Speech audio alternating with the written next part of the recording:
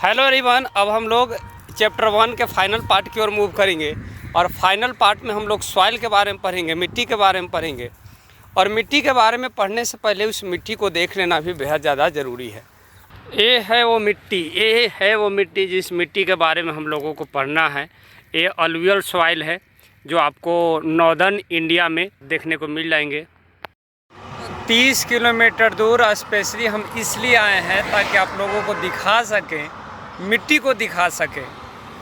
आप समझ सकते हो कि कितना ज़्यादा धूप है, धूप बहुत ज़्यादा है। हाईवे पर आए हुए हैं, गाड़ी का आवाज़ भी आप लोगों को बैकग्राउंड में जा रहा होगा और पीछे आप देख रहे हो कि बैकग्राउंड है। सिर्फ इसलिए आए हैं ताकि आप लोगों को दिखा सके उस मिट्टी को। Soil as a resource, soil भी हम लोगों के लिए एक तरह का संसाधन ही है, क्योंकि ये भी हमारी ज़रूरतों को कहीं ना कहीं क्या करता है, पूरा करता है। हम लोग खेती सॉइल पे ही करते हैं, मिट्टी पर ही करते हैं। तमाम तरह के अनाजों को उगाते हैं, वो अनाज हम लोगों को घरों तक आता है और फिर हम लोग बड़े चाव से, बड़े प्यार से उन अनाजों को खाते हैं। तो कहीं ना कहीं ये हमारी ज़रूरतों को पूरा कर रहा है। तो सॉइल भी रिसोर्स ही है, ठीक है। Soil as a resource, soil resource है तो कैसे है, ये चीज़ें आप लोगों को क्लियर होना चाहिए, ठीक है। अब कुछ बातें हैं जो सॉइल के बारे में दिया गया है, लाइक यहाँ पर ये बोला गया कि soil is most important renewable natural resource. Soil भी नेचुरल रिसोर्स है, जैसे लैंड नेचुरल रिसोर्स था, like that one soil is also a natural resource. लेकिन ये क्या है, रिन्यूएबल है, इसको रिन्यू किया जा सकता है, इसको रिन्यू किया जा सकता है, but it takes millions of year to form up to a few centimeter of depth. लेकिन कुछ सेंटीमीटर लेयर ऑफ सॉइल बनने में लाखों साल लग जाते हैं। सॉइल नेचुरल रिसोर्स है, इसके साथ साथ रिन्यूएबल है, लेकिन कुछ सेंटीमीटर लेयर ऑफ सॉइल बनने में लाखों साल लग जाते हैं, ठीक है। उसके बाद सॉइल के कुछ फीचर्स यहाँ पर दिए गए हैं, और वो फीचर्स क्या है कि soil is a living system, soil एक लिविंग सिस्टम है, supports different types of living organism, और कई तरह के लिविंग ऑर्गेनिज्म को ये सपोर्ट करता है। कई सारे पेड़ पौधे जो हैं वो सॉइल पर ही ग्रो होते हैं। फिर आप देखते हो छोटे मोटे जो कीड़ा वगैरह हो गया, सांप हो गया, चूहा हो गया, छछूंदर हो गया, तो ये सब चीज़ें भी सॉइल में ही ग्रो करते हैं। So that's why here it is said that it supports different types of living organism. Okay, then कुछ फैक्टर्स की चर्चा की गई कि कुछ फैक्टर्स ऐसे हैं जो इम्पोर्टेंट रोल प्ले करते हैं सॉइल फॉर्मेशन में, और फिर कुछ फोर्सेस की चर्चा की गई है कि वो फोर्सेस भी इम्पोर्टेंट रोल प्ले करते हैं सॉइल फॉर्मेशन में। तो फैक्टर को देख लेते हैं कि what are some factors that play an important role in the soil formation. तो डेटा रिलीफ हो गया, रिलीफ मतलब टोपोग्राफी के ऊपर का पोर्शन कैसा है, अपर लेयर चट्टान का रॉक का कैसा है।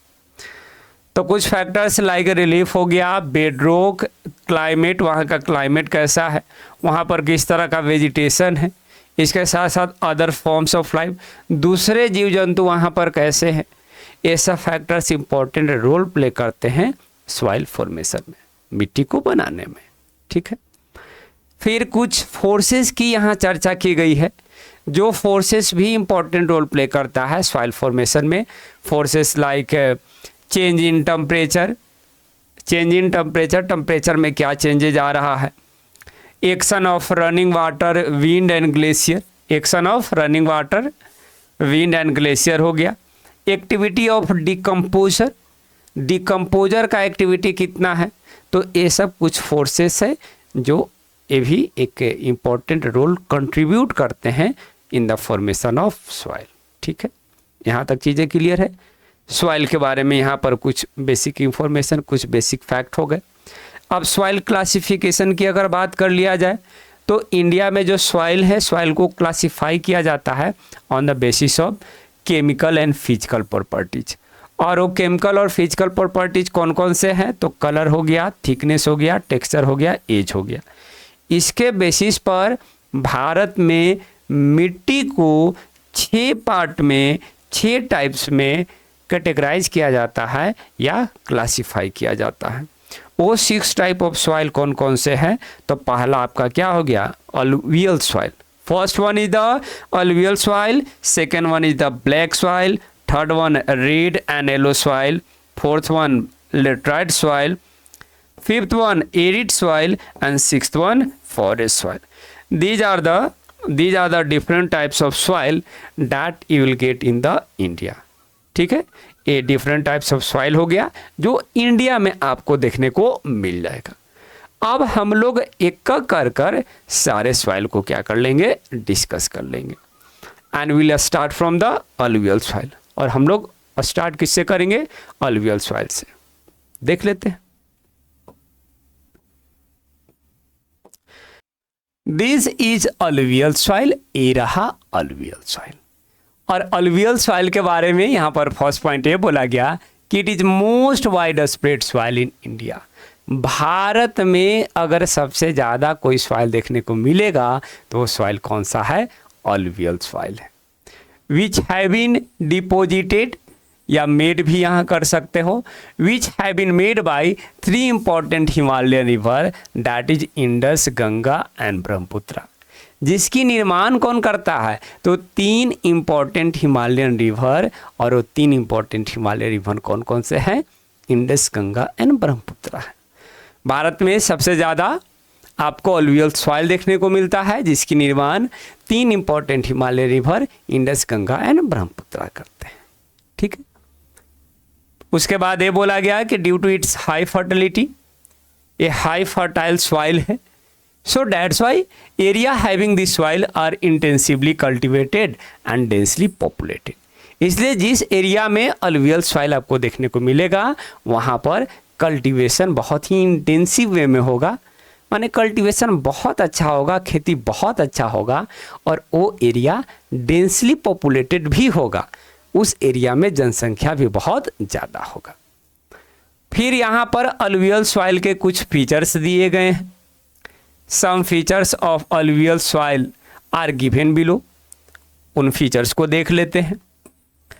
फर्स्ट फीचर ये है कि it is mostly found in the river valley of northern plain. Mostly आपको अलुवियल सॉइल कहाँ पर देखने को मिलेगा? तो नॉर्दर्न प्लेन के रिवर वैली में, and then some parts of Gujarat and Rajasthan हो गया, गुजरात और राजस्थान के कुछ हिस्सों में आपको अलुवियल सॉइल देखने को मिल जाएंगे। And then eastern coastal plain, eastern coastal plain that are the delta region of Mahanadi, Godavari, Krishna and Kaveri, इस रीजन में भी आपको अलुवियल सॉइल देखने को मिल जाएगा। ये आपका हो गया ईस्टर्न कोस्टल प्लेन हो गया।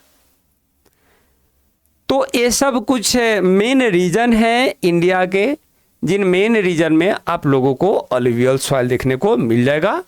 नॉर्दर्न प्लेन हो गए, गुजरात और राजस्थान के कुछ हिस्से हो गए, और फिर ईस्टर्न कोस्टल प्लेन हो गए। और कुछ फीचर्स दिए गए हैं कि it is made up of sand, silt and clay, ये सैंड, सिल्ट और क्ले से बना हुआ रहता है। And it is rich in nutrients like potash, phosphoric acid and lime. ये सब कुछ न्यूट्रिएंट्स है जो आप लोगों को अलुवियल सॉइल में देखने को मिल जाता है, और इन्हीं कारण से अलुवियल सॉइल बहुत ही क्या होता है? फर्टाइल सॉइल होता है। फर्टाइल सॉइल है तो साधारण सी बात है, वैरायटी ऑफ क्रॉप्स को ग्रो किया जा सकता है। तो it is suitable for growing paddy, धान की खेती आप कर सकते हो, वीट गेहूं की खेती कर सकते हो, शुगर केन इसमें अच्छे से लगा सकते हो, अदर सीरियल क्रॉप हो गए, दूसरे अनाज की खेती कर सकते हो, पल्स क्रॉप भी इसमें क्या कर सकते हो? इजीली आप ग्रो कर सकते हो। तो it is suitable for the variety of crops. Variety of crops जो है बहुत ही आसानी से अलुवियल सॉइल में आप लगा सकते हैं। और ये मोस्ट कॉमन, ये जो सॉइल है वो मोस्ट कॉमन आपको किस रीजन में देखने को मिल जाएगा? तो पीडमोंट प्लेन रीजन में देखने को मिल जाएगा। और पीडमोंट प्लेन रीजन हम लोग किसको कहते हैं? तो foot hill of the mountain. Mountain का जो फुट हिल वाला जो रीजन होता है सपोज कि माउंटेन है, तो माउंटेन का जो फुट हिल वाला जो पार्ट है इसी को हम लोग क्या कहते हैं, पीडमोंट रीजन कहते हैं। मोस्ट कॉमनली ये जो सॉइल है ये इस पीडमोंट रीजन में देखने को मिल जाएगा, और इस पीडमोंट रीजन को 3 पार्ट में क्लासिफाई किया गया है, और वो 3 पार्ट कौन कौन सा है, दुआर हो गया, चूस हो गया एंड तराई हो गया। दुआर, चूस एंड तराई, ये 3 रीजन है, और ये 3 रीजन किसका है, पीडमोंट को। देखिए बुक में तो हालांकि ये चीज़ें नहीं दी गई है, लेकिन दुआर का मतलब होता है flood plain near mountain. Mountain के पास जो फ्लड प्लेन होता है, जहाँ पर बहुत ज़्यादा बाढ़ के कारण पानी आती है, उस रीजन को हम लोग दुआर कहते हैं।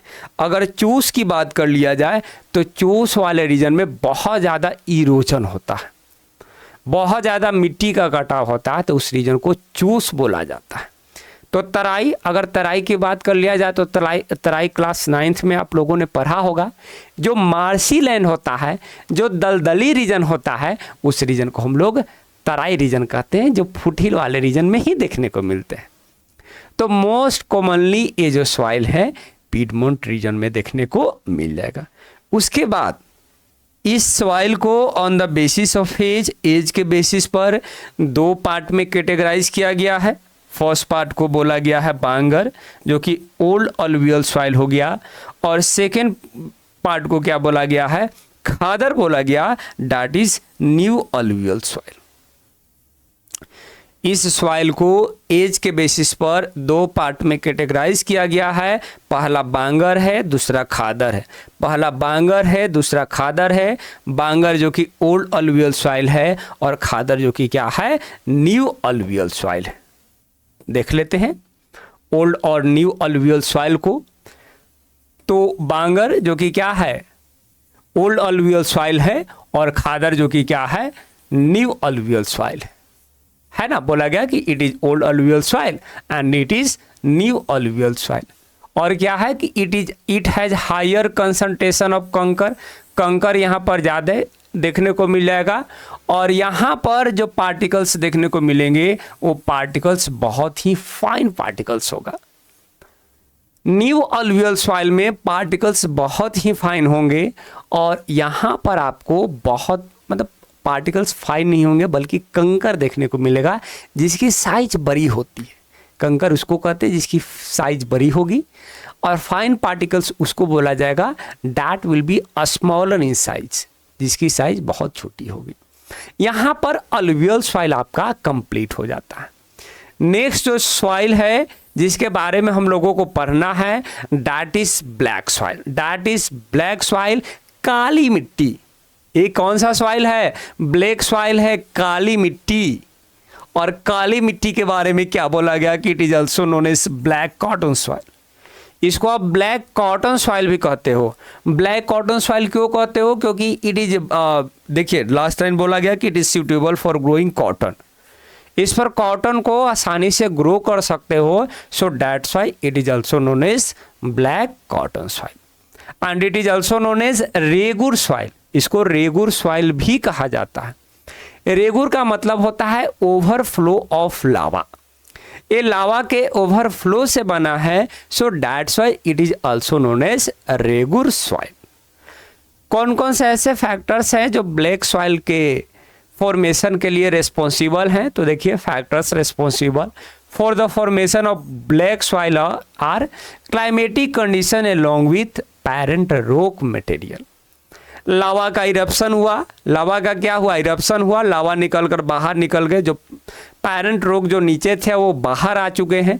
उस पेरेंट रॉक मटेरियल पर क्लाइमेट का, बाहरी क्लाइमेट का हजारों साल तक इफेक्ट रहा, और इफेक्ट के बाद जो सॉइल बना उस सॉइल को हम लोग क्या कहते हैं, ब्लैक सॉइल। क्या कहते हैं, ब्लैक सॉइल। देखिए इसीलिए इसको रेगुर सॉइल भी बोला गया है, क्योंकि ये ओवरफ्लो ऑफ लावा से बना है। ठीक है। Factors responsible for the formation of black soil are climatic condition along with parent rock material. Okay. कुछ features, some features of the black soil are given below, like it is formed in the Deccan Trap, आपको Deccan trap में देखने को मिल जाएगा। अगर reason की बात कर लिया जाए तो महाराष्ट्र हो गया, सौराष्ट्र हो गया, एमपी में आपको देखने को मिल जाएंगे। And then you will get this soil in the Chhattisgarh. ये कुछ रीजन्स है जिस रीजन में आपको ब्लैक सॉइल देखने को मिल जाएगा। It is made up of extremely fine clay material. ये बहुत ही एक्सट्रीमली फाइन क्ले मटेरियल, एकदम छोटे छोटे छोटे क्ले मटेरियल से बने हुए हैं। एंड लावा फ्लोज, और लावा फ्लो से बना हुआ है। This soil is made up of extremely fine clay material, छोटे छोटे क्ले मटेरियल से बने हुए हैं, इसके साथ साथ लावा फ्लो से बना हुआ है। And it is rich in calcium carbonate, इसमें कैल्शियम कार्बोनेट होगा, मैग्नीशियम होगा, पोटास होगा, लाइम होगा, बट पुअर इन, बस इसमें कमी होगी। तो कमी किसकी होगी? फॉस्फेरिक एसिड की कमी होगी, फॉस्फेरिक कंटेंट की कमी होगी। ये इंपॉर्टेंट है। कमी किसका है ब्लैक सॉइल में? ये इंपॉर्टेंट है, कभी कभार ऑब्जेक्टिव में क्वेश्चन पूछ दिए जाते हैं। And this soil is suitable for which type of crop? ये जो सॉइल है किस तरह के क्रॉप के लिए ज़्यादा सूटेबल माना जाता है? तो that is suitable for the growing of cotton crop. Cotton crop जो है ब्लैक सॉइल में बहुत ही आसानी से ग्रो किया जाता है, इसलिए तो इसको ब्लैक कॉटन सॉइल भी बोला गया है। ब्लैक सॉइल भी यहाँ पर क्या हो गया? शून्य बटा सन्नाटा। ब्लैक सॉइल भी यहाँ पर शून्य बटा सन्नाटा हो गया। अब हम लोग नेक्स्ट सॉइल की ओर बढ़ेंगे, और नेक्स्ट सॉइल हम लोगों का क्या है?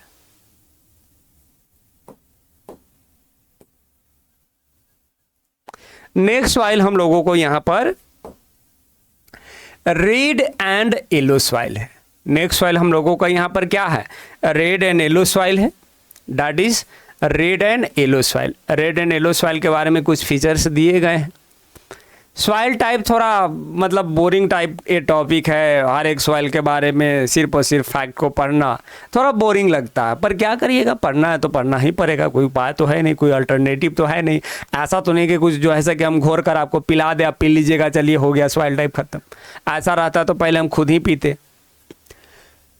रेड एंड येलो सॉइल, और रेड एंड येलो सॉइल के बारे में यहाँ पर ये बोला गया, कुछ फीचर्स दिए गए हैं।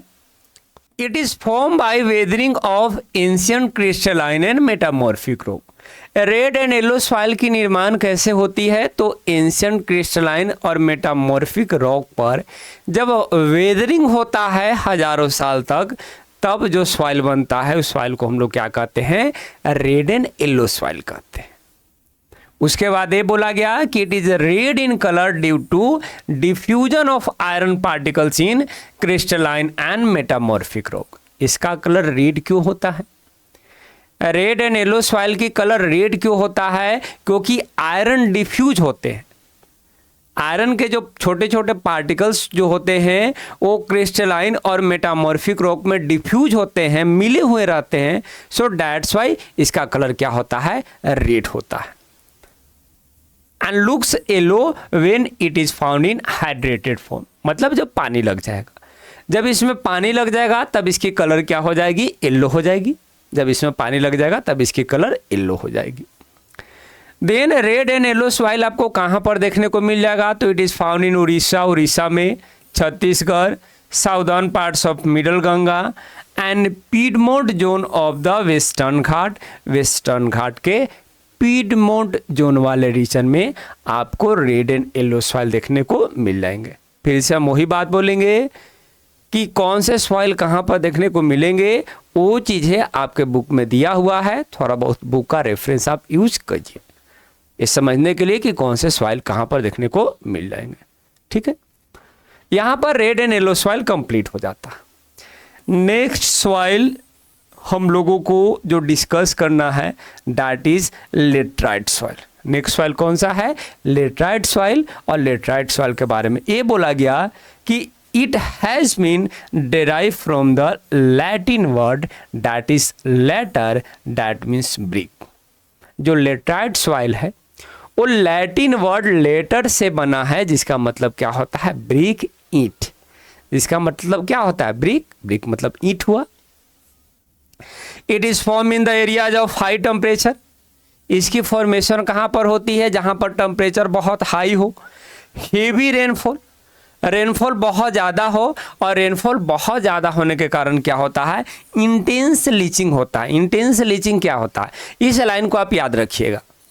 It is form due to intense leaching. Intense leaching के कारण आपको लेटराइट सॉइल की निर्माण होगी। और इंटेंस लीचिंग क्या होता है कि जब बारिश बहुत ज़्यादा होता है तो मिट्टी का जो ऊपरी परत होता है वो वाश अवे हो जाता है, बहकर एक जगह से दूसरी जगह चला जाता है। उसके बाद जो सॉइल बचता है उस सॉइल को ही हम लोग क्या कहते हैं, लेटराइट सॉइल कहते हैं। और बहुत ज़्यादा बारिश के कारण जो मिट्टी का कटाव हुआ है उसी को हम लोग क्या कहते हैं, इंटेंस लीचिंग कहते हैं। इस पॉइंट को आप याद रखिएगा, ऑब्जेक्टिव में क्वेश्चन पूछे गए हैं, पिछले सालों में कई बार ऐसे क्वेश्चन पूछे गए हैं। ठीक है। इट इज मोर एसिडिक, ये ज़्यादा एसिडिक होती है। पीएच वैल्यू जो होता है डैट इज लेसर देन 6, 6 से कम होता है। केमिस्ट्री में तो पढ़े ही होंगे, तो पीएच वैल्यू जो होता है इसका 6 से कम होता है। सो डैट्स वाई कंसीडर किया गया कि बहुत ज़्यादा जो है से कि एसिडिक होता है। But deficient in plant nutrients, लेकिन इसमें आपको प्लांट न्यूट्रिएंट्स देखने को नहीं मिलेंगे। ईट कैन बी मेड कल्टीवेबल, ये ज़्यादा फर्टाइल नहीं है तो इसको कल्टीवेबल बनाया जा सकता है बाय यूजिंग मैन्योर, मैन्योर का यूज करते हुए और केमिकल फर्टिलाइजर का यूज करते हुए। क्योंकि मिट्टी का कटाव हो गया है ना, तो ज़्यादा फर्टाइल नहीं है, लेकिन इसको ज़्यादा फर्टाइल बनाया जा सकता है अगर मैन्योर का यूज कर रहे हो और केमिकल फर्टिलाइजर का यूज कर रहे हो तो। ठीक है। अगर फर्टाइल बन जाता है तब फिर आप इसमें आप टी हो गया, कॉफ़ी हो गया, कैस्यू नट हो गया, ये सब कुछ क्रॉप्स है जिस क्रॉप्स को आप क्या कर सकते हो, ग्रो कर सकते हो, उगा सकते हो। और जो है चाय उगा लीजिए, कॉफ़ी उगा लीजिए और आराम से चाय कॉफ़ी जो है सके पीते रहिए। ये चीज़ हो गई। ये इंडिया के कौन कौन से रीजन में देखने को मिलेंगे, यहाँ पर रीजन की चर्चा की गई है। तो it is found in the southern state like Kerala हो गया, तमिलनाडु हो गया, आंध्र प्रदेश हो गया, and then Western Ghats of Maharashtra, Orissa, and some parts of the West Bengal and north eastern part. These are the region in which you will get the laterite soil। ये कुछ reason है जिस रीजन में आपको लेटराइट सॉइल देखने को मिल जाएंगे। नोट्स राइट डाउन कर लीजिए, या स्क्रीनशॉट लेना है तो स्क्रीनशॉट भी ले सकते हैं। यहाँ पर लेटराइट सॉइल भी क्या हो जाता है, कंप्लीट हो जाता है। नेक्स्ट सॉइल की ओर हम लोग बढ़ते हैं।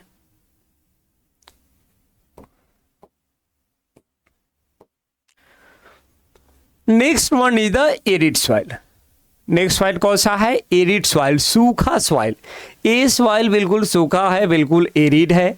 तो साधारण सी बात है, एरिड सॉइल है, सूखा सॉइल है, तो सूखा रीजन में ही देखने को मिलेगा। ये सॉइल आपको एरिड रीजन में ही देखने को मिलेंगे। It is sandy in texture, देखने में टेक्सचर जो होता है उसका कैसा होता है, सैंडी होता है, बालू टाइप होता है, जो सूखा रीजन में ही बालू देखने को मिलता है। तो it is sandy in texture, red to brown in colour, colour इसका रेड टू ब्राउन होता है, एंड सेलाइन इन नेचर, और इसका नेचर कैसा होता है, सेलाइन होता है। ओके, तो it is sandy in texture, red to brown in colour and saline in nature. ये थोड़ा इंपॉर्टेंट लाइन है, इसको याद रखिएगा। इन सम एरिया, कुछ एरियाज में कॉमन सॉल्ट को भी ऑब्टेन किया जाता है बाय इवापोरेटिंग वाटर। वहाँ पर जो वाटर रहते हैं, माने जिस रीजन में सॉइल है और वहाँ पर वाटर है, तो वाटर को इवापोरेट करिएगा तो कॉमन सॉल्ट को इजीली आप क्या कर सकते हो, ऑब्टेन कर सकते हो। कॉमन सॉल्ट जो नमक जो आप घर पर खाते हो वो कॉमन सॉल्ट है। और केमिस्ट्री में तो पढ़े ही होंगे, NaCl है ना, सोडियम क्लोराइड, कॉमन सॉल्ट को ऑब्टेन किया जाता है। इट लैक्स ह्यूमस, यहाँ इसमें ह्यूमस की आपको अमाउंट देखने को नहीं मिलेगा, मॉइस्चर भी आपको देखने को नहीं मिलेगा। क्यों नहीं देखने को मिलेगा, क्योंकि ये ड्राई, यहाँ पर जो क्लाइमेट होता है वो ड्राई होता है, टेम्परेचर हाई होता है और ये ऑपरेशन बहुत फास्ट होता है। So that's why it will lack in humus and moisture, it will lack in humus and moisture. Kankar is found in lower horizon, ये जो सॉइल का जो लोअर होरिजिन होता है, इस सॉइल का जो लोअर पार्ट होता है, लोअर होरिजिन जो होता है, वहाँ पर आपको क्या देखने को मिलेगा, कंकर देखने को मिलेगा। Due to increasing calcium content, क्योंकि कैल्शियम कंटेंट बढ़ते हैं जैसे जैसे लोअर रीजन में जाइएगा तो कैल्शियम की जो कंटेंट है वो बढ़ते हैं। So that's Y will get कंकर इन द लोअर होरिजिन। इस सॉइल के लोअर होरिजिन में आपको कंकर देखने को मिलेगा। अब रीजन की बात कर लिया जाए कि जो एरिड सॉइल है इंडिया के कौन कौन से हिस्से में आपको देखने को मिल जाएगा, तो it is found in the dry area of Rajasthan, Haryana and Punjab. ये बहुत ही कम रीजन है जिस रीजन में आप लोगों को एरिड सॉइल देखने को मिलेगा। Dry area of Rajasthan, Punjab and Haryana. Dry area of Rajasthan, Punjab and Haryana. जो थार डेजर्ट का जो रीजन है वहाँ पर जो मोस्टली जो सॉइल है वो सॉइल एरिड सॉइल ही है। ठीक है, next one and the last one, next one and the last one that will be the forest soil. ये फॉरेस्ट सॉइल है। ये फॉरेस्ट सॉइल वहाँ देखने को मिलेगा जहाँ पर क्या होगा, जंगल होगा, जहाँ पर पहाड़ होंगे।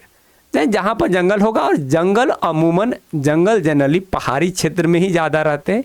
सो दैट्स वाई जो फॉरेस्ट सॉइल आप लोगों को देखने को मिलेगा वो फॉरेस्ट सॉइल हिली और माउंटेनस रीजन में देखने को मिलेगा। फॉरेस्ट रीजन हिली और माउंटेनस रीजन में देखने को मिलेगा जहां पर क्या होना चाहिए, सफिशिएंट रेन फॉरेस्ट होना चाहिए, जहां पर जंगल होने चाहिए, रेन फॉरेस्ट जहां पर जंगल होने चाहिए। फॉरेस्ट सॉइल आप लोगों को हिली और माउंटेनस रीजन में देखने को मिलेगा जहां पर सफिशिएंट रेन फॉरेस्ट होना चाहिए, जंगल होना चाहिए। और यहाँ पर मात्र 2 फीचर दिया हुआ है, नहीं 2 फीचर दिया हुआ नहीं, हम लिखे हुए हैं। हम भी गजब बात बोलते हैं, 2 फीचर दिया हुआ जबकि हम ही दिए हैं, है ना। ठीक है, कोई बात नहीं। यहाँ पर 2 फीचर्स है। पहला फीचर क्या है कि it varies in texture from loamy and silty in valley.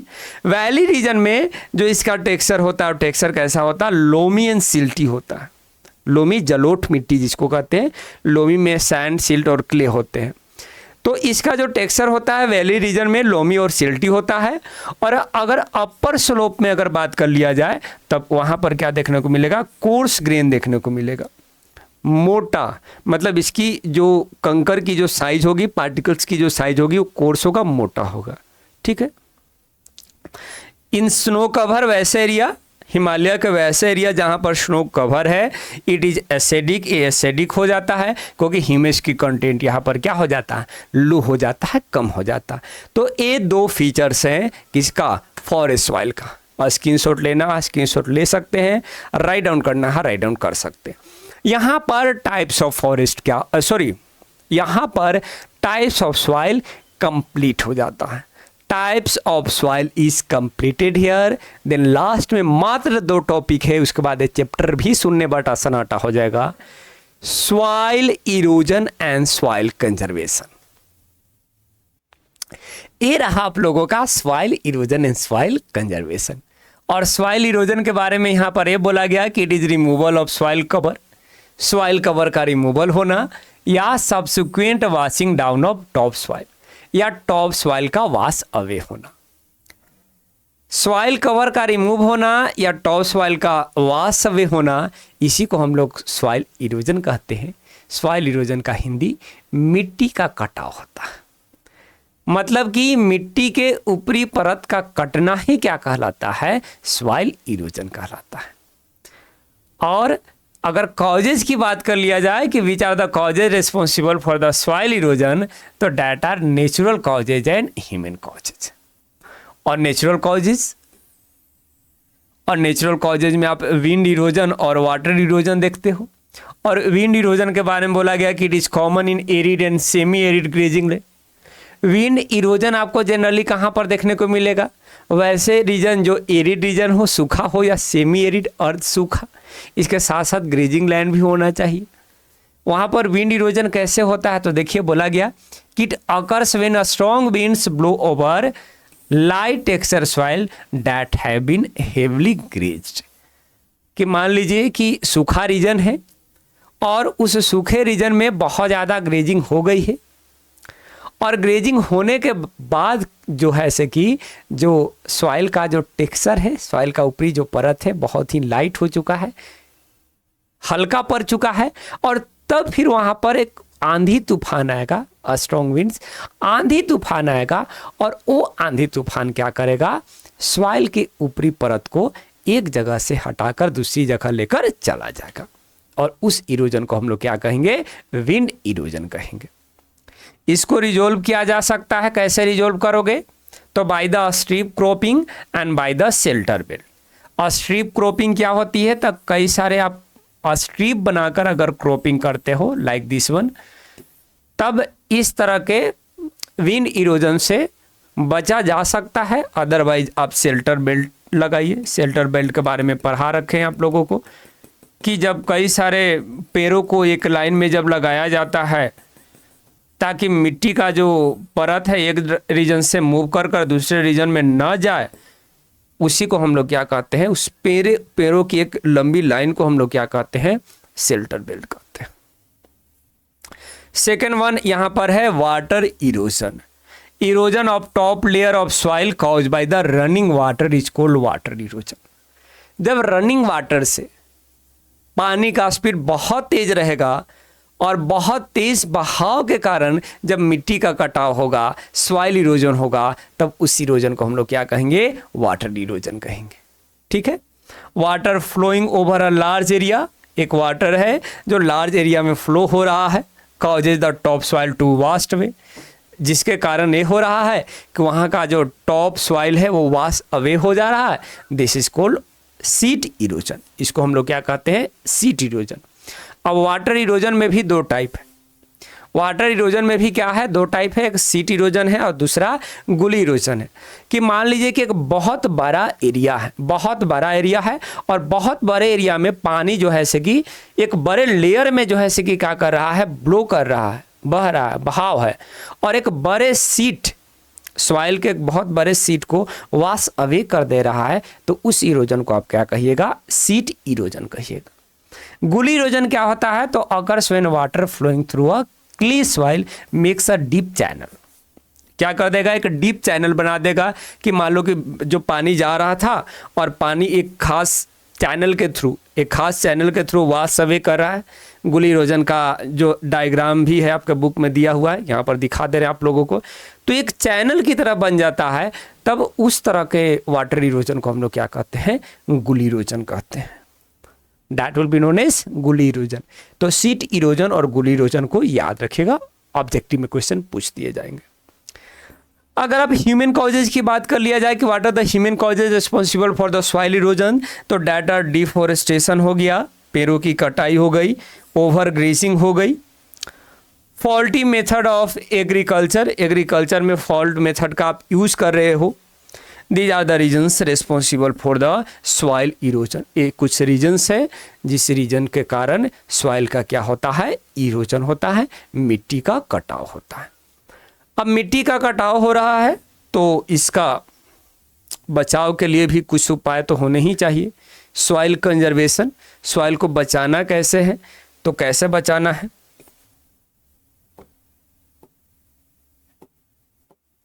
यहाँ पर सॉइल कंजर्वेशन के रिगार्डिंग कुछ पॉइंट दिए गए हैं कि आप इन मिट्टी के कटाव को कैसे बचा सकते हो, सॉइल इरोजन से कैसे बचा जा सकता है। तो कुछ मेजर्स, कुछ स्टेप लिए जा सकते हैं सॉइल कंजर्वेशन के रिगार्डिंग। लाइक कि बोला गया टेरेस फार्मिंग। टेरेस फार्मिंग आप कहाँ कीजिएगा, हिली एरिया में। हिली एरिया में जो है ऐसे कि आप जो हिली एरिया है, जो स्लोप वाला रीजन है, उसको कई सारे टेरेस में आप कट डाउन कर दीजिएगा और उस टेरेस में क्या करिएगा, आप कल्टीवेशन कीजिएगा, फार्मिंग कीजिएगा। तो इसके थ्रू आप जो है सॉइल इरोजन को बचा सकते हैं। हिली एरिया में टेरेस फार्मिंग के थ्रू सॉइल इरोजन से बचाव किए जा सकते हैं हिल एरिया में। ठीक है। Shelter belt, planting a rose of trees along the sides of the field help in soil erosion through wind. अगर हवा से, अगर विंड के कारण कहीं पर सॉइल इरोजन हो रहा है तो वहाँ पर सॉइल इरोजन से बचाव के लिए क्या स्टेप लिए जा सकते हैं, तो आप शेल्टर बेल्ट लगाइए। वहाँ पर क्या कीजिए, आप शेल्टर बेल्ट लगाइए, कई सारे पेड़ों को एक लाइन में लगा दीजिए, तो हवा के कारण जो मिट्टी का कटाव हो रहा है उसे बचा जा सकता है। स्ट्रिप क्रॉपिंग अभी चर्चा ही किए। और स्ट्रिप क्रॉपिंग के थ्रू क्या कीजिएगा कि फील्ड को आप क्या कीजिए, स्ट्रिप में आप डिवाइड कर दीजिए, उसके बाद क्रॉपिंग कीजिए।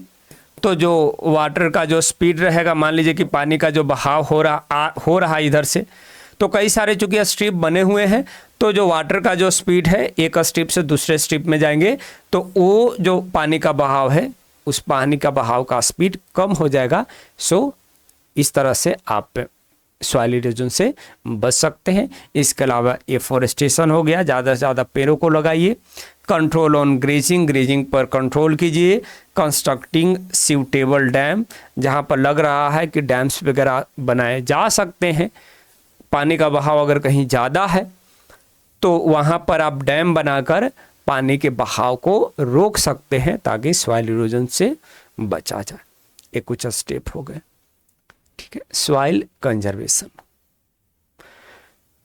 बहुत ही जो है आनंदित महसूस कर रहे हैं कि फाइनली ज्योग्राफी चैप्टर 1 को यहाँ पर हम कंप्लीट कर दिए, और मैं ये उम्मीद करता हूँ कि इस चैप्टर 1 को आप लोग भी समझते हुए, नोट्स को राइट डाउन करते हुए इस चैप्टर को कंप्लीट करोगे, और एक अच्छा मार्क्स जो है आप जो है बोर्ड में स्कोर करोगे।